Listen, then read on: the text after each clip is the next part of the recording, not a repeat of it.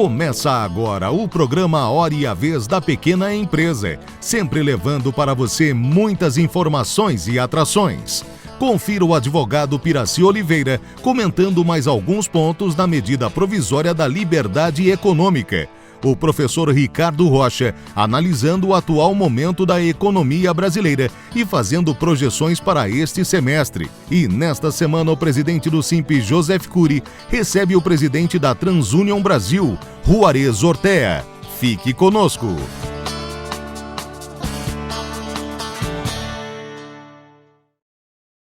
Olá! No programa de hoje falaremos sobre a medida provisória denominada da liberdade econômica.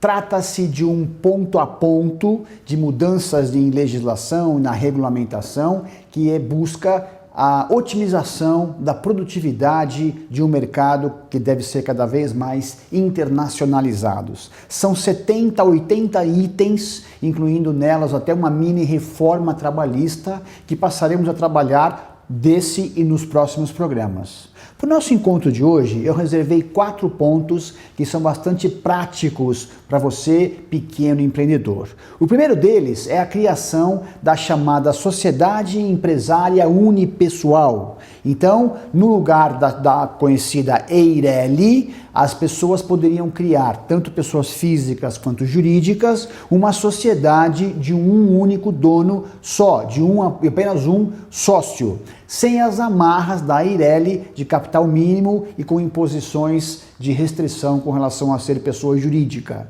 Então, em definitivo, sairemos daquela armadilha, daquela atrapalhada de ter 2 sócios para ter uma sociedade. É criada de maneira muito mais legítima aquilo que seria uma limitada de um único sócio sem amarras que a EIRELI traz.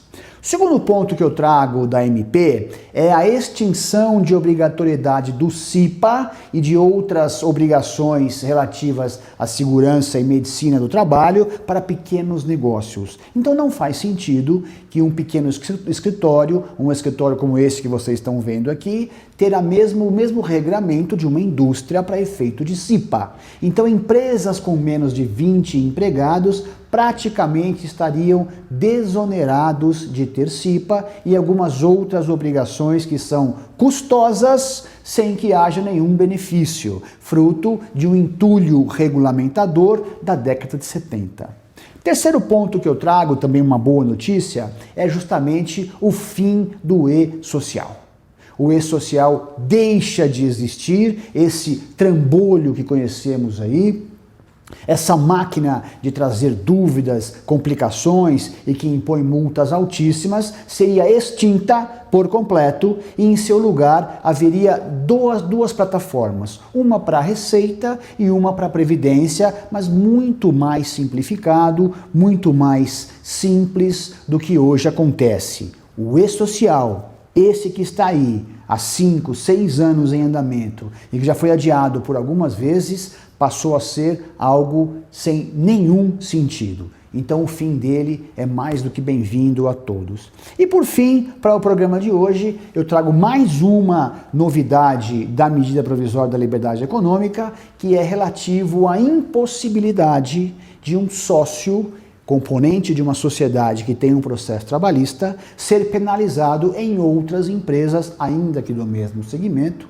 por um processo trabalhista julgado e em fase de execução. Então, se eu tenho uma sociedade e aquela sociedade tem um processo trabalhista, não havendo, obviamente, fraude ou desvio de função, uma outra sociedade que eu participo, ainda que do mesmo segmento, não poderá ser responsabilizado por aquele débito. São amarras que vão se desfazendo em busca de um ambiente econômico mais produtivo e mais eficiente. Como eu falei no começo, são dezenas de inovações, esperamos que o Congresso tenha maturidade e leve isso adiante rapidamente para que possamos aqui, nesse programa, destrinchá-lo de modo bastante claro, traduzindo na prática o que isso acontece. Mantenha-se conosco e nos próximos programas voltaremos ao tema. Até lá!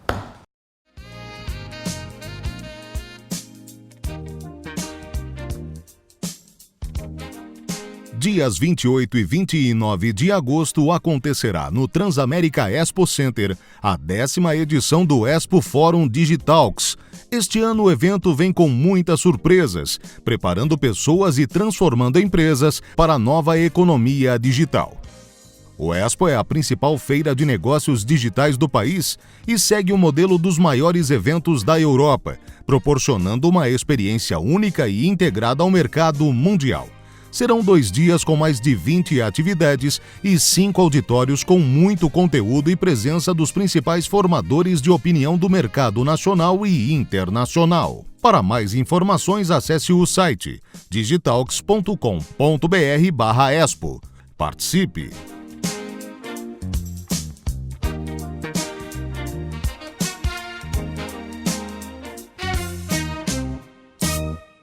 Passada a reforma da Previdência na Câmara dos Deputados, ela caminha para o Senado.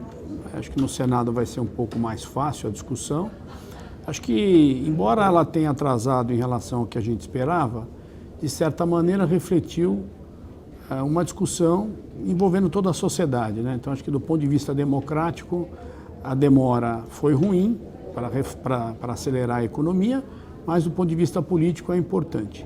Agora caminhamos para a discussão da reforma tributária, que também vai ser acalorada. Temos um grande número de trabalhadores hoje que trabalham por conta própria e nesse contexto o Simples Nacional veio para facilitar. Então temos que entender melhor como que é esse trabalhador atual, né? A gente está muito olhando ainda aquele trabalhador vinculado, o chamado seletista, com as alíquotas de IR tradicionais que devem ser diminuídas. Lembrando a todos que essa alíquota de 27,5% ela foi implementada lá em 97 num pacote de 51 medidas do governo FHC para enfrentarmos na época a chamada crise da Ásia. Muito bem. Nesse bojo das reformas, como é que fica 2019? 2019 o PIB dificilmente vai chegar naquilo que acreditávamos no início do ano. Então, talvez aí na casa de 1%, alguns apostam em menos, mas é importante entender que esse primeiro ano, medidas foram tomadas e a casa está sendo, vamos dizer assim, arrumada para 2020. Temos a influência da economia mundial, a guerra comercial entre Estados Unidos e China nos atrapalha muito, temos eleições na Argentina, que também podem gerar um certo tumulto aqui, principalmente no acordo Brasil-União Europeia, mas de qualquer maneira eu acredito que o país caminha para uma retomada de um ciclo de crescimento sustentável. Então, nesse sentido, acho que a taxa de câmbio deve dar uma acomodada na casa de 3,80, 3,75. Taxa de juros tem possibilidade de buscar o patamar histórico de 5%, aí sim acho que seria importante. Mas em relação ao crédito para o consumo, temos um longo caminho a percorrer. São 63 milhões de pessoas negativadas e boa parte deles por falta de educação financeira. Então, você empresário que me escuta no Brasil inteiro, talvez o importante agora é você começar a fazer seu planejamento estratégico para 2020, verificar o seu setor de atuação e, mais importante, verifique a condição de mão de obra dos seus colaboradores. Eles estão preparados para a retomada do crescimento? O Brasil sofre muitos gargalos, por isso que a gente tem muito voo de galinha. Porque quando a economia decola, a base educacional dos colaboradores é muito baixa. Então, minha recomendação para esse semestre aí, que eu acho que vai ser intenso nos debates, mas produtivo nas perspectivas.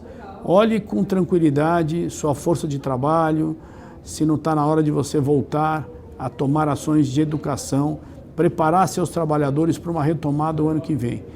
De qualquer maneira, temos que ser otimistas. Acho que o Brasil, a partir de 2020, vai ter um novo ciclo econômico, né? Questão fiscal ajustada, previdência ajustada, tributária ajustada, caminhamos por um período longo de crescimento. Em breve, trago mais notícias para vocês. Fica um abraço.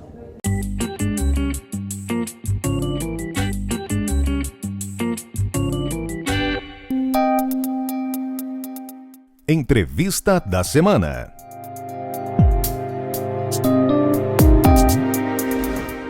O nosso convidado de hoje é Juarez Ortea.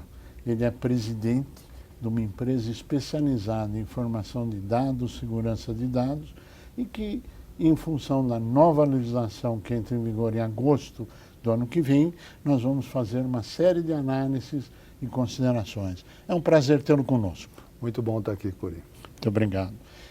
A sua organização trabalha com países mais desenvolvidos e menos desenvolvidos que o Brasil, nessas áreas que nós já acabamos de comentar. Isso é correto? Exatamente. A TransUnion é uma empresa multinacional que está presente em mais de 35 países, nos vários continentes, em países com diferente maturidade, dá para dizer assim, econômica e com diferentes distribuição de renda, desde países muito ricos como Estados Unidos, Canadá, Reino Unido, até países com maiores dificuldades, como vários países da África e da Índia, por exemplo. E a especialidade no Brasil, que é feito no resto do mundo, é a grande discussão que está se tendo no momento da legislação que entra em vigor em agosto de 2020. Qual a sua avaliação da legislação hoje aprovada? A legislação é boa, traz informações, traz regulamentação para um tema nessa idade das transações eletrônicas super importante, que é como proteger as informações pessoais num mundo em que cada vez mais a gente fornece informações pessoais para ter acesso a bens e serviços.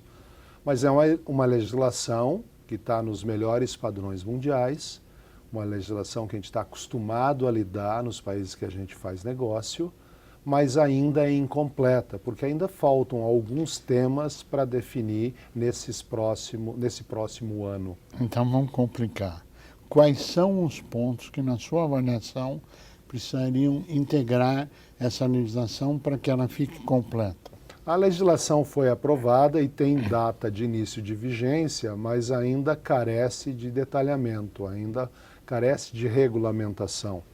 Um dos pontos fundamentais é qual vai ser a agência reguladora e qual o papel dessa agência reguladora. Ainda é uma discussão que a definição é que vai existir, mas ainda não está claro isso. O segundo ponto é que a lei ela ainda está sem um detalhamento que pode ser muito interpretativa. Então, se não esclarecer alguns fatos, ela pode entrar em efetividade e passar a criar problemas de entendimento ou interpretações diferentes que leva a uma judicialização, por exemplo, de uma discussão que deveria se facilitar a relação entre pessoas e empresas e vice-versa, e não ao contrário. Para não, em vez de facilitar e tirar a burocracia, se cria mais uma camada de complexidade, isso vira custo. Quando isso vira custo, isso acaba encarecendo os produtos, bens e serviços e afastando os consumidores que deveriam ter acesso a esses bens e serviços. E o terceiro aspecto é? O terceiro aspecto é exatamente a questão do entendimento de quem tem que papel. Hoje não está claro quem é que tem que responsabilidade. Agora, me parece que tudo isso está sendo discutido e negociado junto à esfera governamental.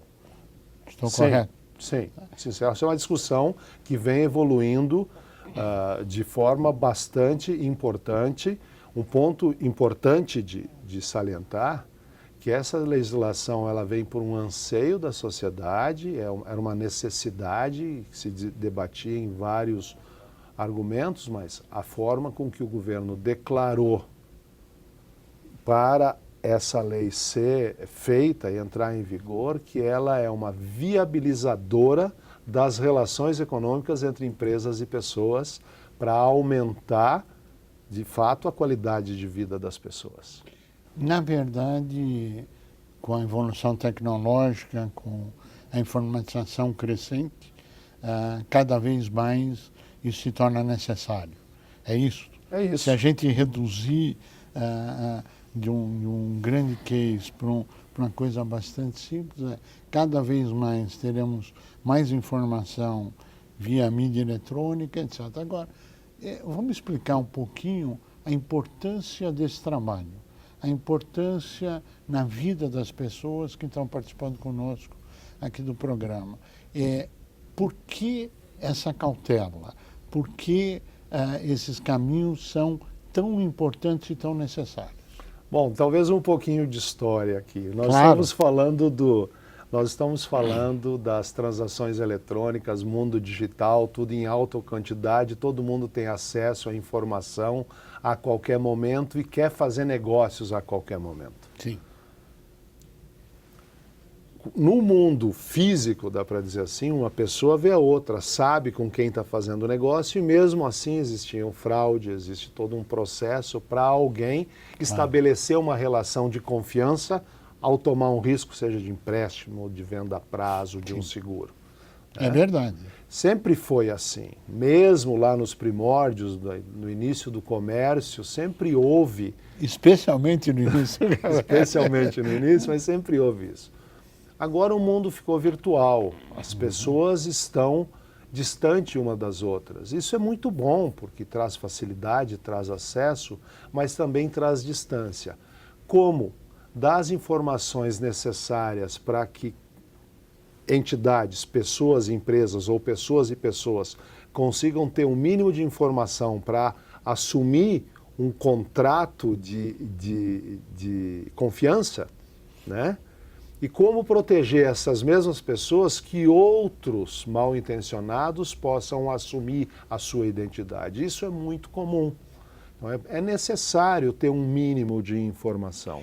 Especialmente agora, a gente acompanha na grande imprensa as fraudes, ataques cibernéticos e assim por diante. Essa é uma realidade do nosso mundo agora. E que vai se incrementar cada vez mais. Não tenho dúvida. No futuro.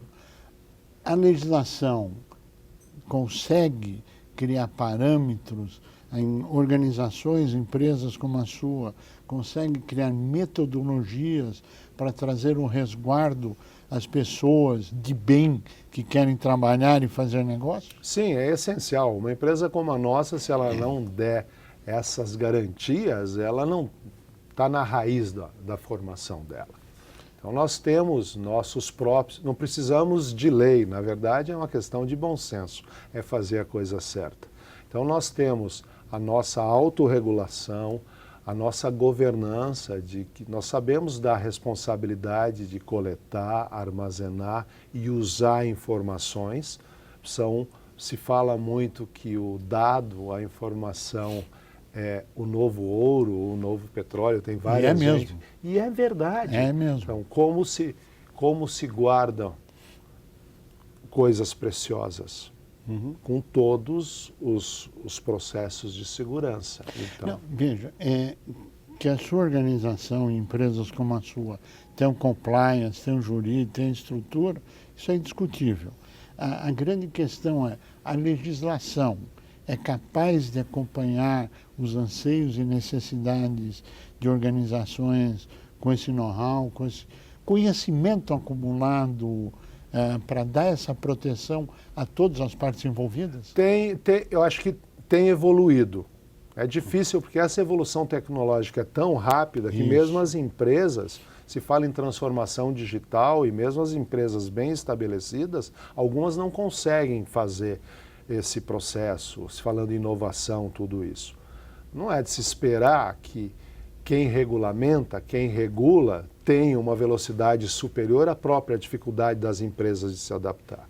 Então a própria aprovação da lei, levando isso em consideração, e aspectos que foram considerados na lei, mostram que os reguladores sabem do tema que estão tratando e estão tratando em um mundo conectado, de digital, de contato eletrônico, de altos volumes, muitas vezes um mundo que passa fronteiras, porque nós não estamos, as fronteiras físicas não estão presentes na internet. Como levar isso em consideração?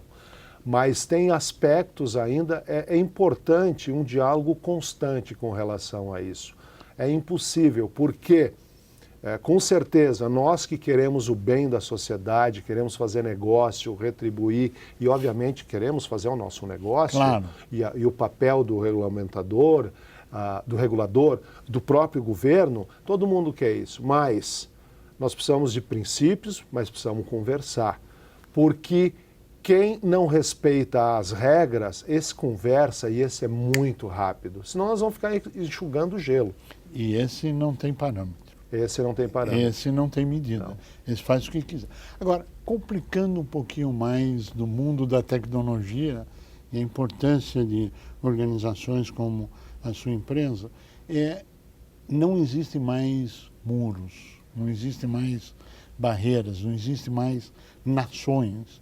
Nós estamos falando do mundo a mundo. E existem legislações internacionais ou nacionais diferenciadas. Como a importância tecnológica de organizações como a sua pode ajudar a equalizar essas legislações mundo afora? Porque você tem países muito desenvolvidos, você tem países altamente não desenvolvidos, mas todos estão sujeitos a essa nova relação mundial de negócios na net. É uma verdade absoluta que já temos hoje países mais competitivos na era digital e outros menos competitivos. Países que vão resolver seus problemas e países que vão ter mais dificuldade. Sem dúvida. Então, assim, como a gente faz negócio, uma coisa que onde nós temos regulamentações mais adequadas a esse mundo digital, eles atraem mais companhias que fazem negócio nesse mundo digital. Então é uma questão de competitividade. Claro. Se cria muitos silos ou muitas dificuldades locais, e no Brasil nós temos uma complexidade enorme, com a regulamentação federal, estadual, municipal, tudo isso tem que ser levado em consideração. Né? Então, nós vemos assim, um exemplo muito bom de dar, eu acho, que é o exemplo da Índia. Né? Eu tive lá 3 vezes, a nossa operação, a TransUnion tem um negócio muito grande na Índia, e a Índia decidiu, alguns anos atrás, que ela ia identificar todos os cidadãos, porque eles tinham uma dificuldade muito grande de entender quem era quem onde morava. Claro. Básico, eles criaram uma base única para identificar o 1 bilhão e 300 milhões de indianos. E o último dado que eu tenho já identificaram 1 bilhão e 100 milhões em 2 anos. Que bom. E essa informação é um repositório para proteger os dados. A pessoa é protegida porque ninguém vai assumir sua identidade, porque tem todos os dados biométricos dela, mas também as empresas que vão fazer negócio têm acesso a essa base de dados. E sabe que a pessoa existe. Sabe que a e que é de pessoa existe verdade. e que não é outra que está tentando comprar Claro. ou tomar risco em nome dela. Né? Juarez Ortega, nós agradecemos muito a sua participação, chegamos ao final do nosso tempo e eu pediria as suas considerações finais. O ponto aqui é que para ter mais competitividade, para ter mais oferta, nós precisamos evoluir os nossos próprios modelos mentais de que nós não estamos mais fechados no nosso mundinho. Queremos agradecer muito a sua participação, desejar pleno êxito nessas negociações junto ao governo federal, estadual, municipal, no mundo afora, e que a informação possa ser usada sempre para o bem da sociedade, para a construção de coisa boa. A você que esteve conosco, o nosso mais profundo agradecimento, com a certeza que estaremos juntos na semana que vem. Até lá!